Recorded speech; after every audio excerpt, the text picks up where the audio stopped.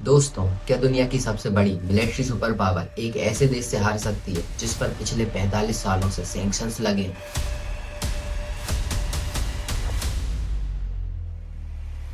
सुनने में थोड़ा अजीब लगे, लेकिन आज के जियोपॉलिटिक्स की रियलिटी कुछ ऐसी ही दिखाई दे रही है।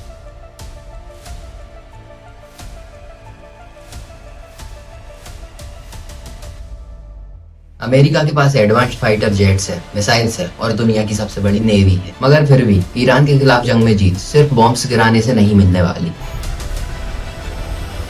ईरान के नए सुप्रीम लीडर मुश्तबा खामेनी के आते ही जिस तरह ईरान की जनता सड़कों पर उतरी है, उसने साफ कर दिया है कि ईरान सरेंडर करने के मूड में बिल्कुल नहीं है।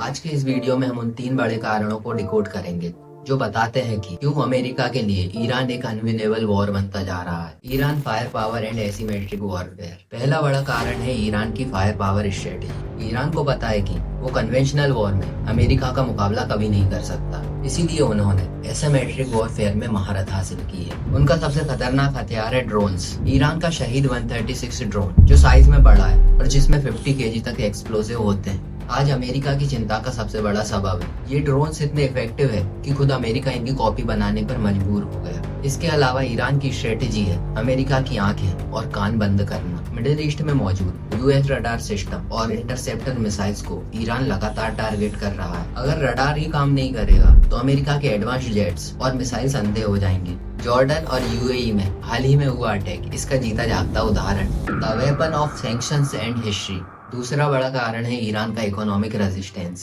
पिछले 45 सालों से अमेरिका ने ईरान को झुकाने के लिए इकोनॉमिक सैंक्शंस का इस्तेमाल किया है, पर ये दुश्मनी शुरू कहाँ से हुई, हमें ये जानने के लिए 1979 में जाना होगा। व्हाइट रिवॉल्यूशन के वक्त ईरान एक वेस्टर्नाइज्ड देश हुआ करता था, लेकिन इस्लामिक रिवॉल्यूशन ने सब बदल कर रख दिया। सबसे बड़ा टर्निंग पॉइंट था 444 डेज का फर्स्ट एज क्राइसिस, जहां ईरानियन स्टूडेंट्स ने अमेरिकन एम्बेसीज पर कब्जा कर लिया था। उसके बाद अमेरिका ने ईरान के अरबों डॉलर और टन्स गोल्ड सीज कर दिए। ईरान की नजर में अमेरिका ने उनका पैसा चोरी किया और अमेरिका की नजर में ईरान एक स्टेट स्पॉन्सर टेरर बन गया। पर हैरानी की बात यह है कि इतनी इकोनॉमिक मार झेलने के बाद भी ईरान की इकोनॉमी आज भी खड़ी है। उन्होंने रेजिस्टेंस इकोनॉमी का कॉन्सेप्ट अपनाया है, रिजाइलेंस एंड सेल्फ रिलायंस। तीसरा और सबसे महत्वपूर्ण पॉइंट है ईरान की रिजाइलेंस।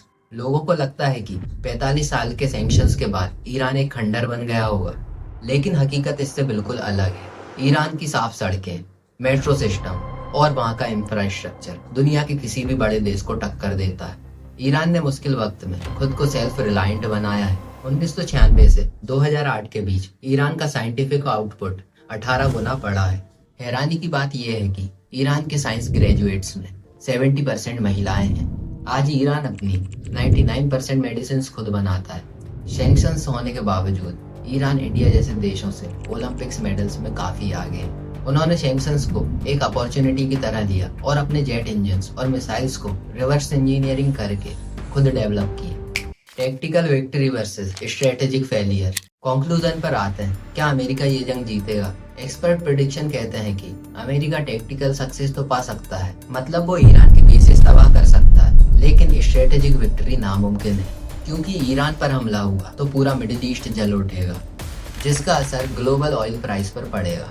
जब अमेरिका स्कूल्स और सिविलियंस एरिया पर हमला करता है तो वो दुनिया की नज़र में विलन बन जाता है। अमेरिका के हमलों ने ईरान को डराया नहीं, बल्कि उन्हें अपने लीडरशिप के प्रति और ज्यादा यूनिटी से भर दिया।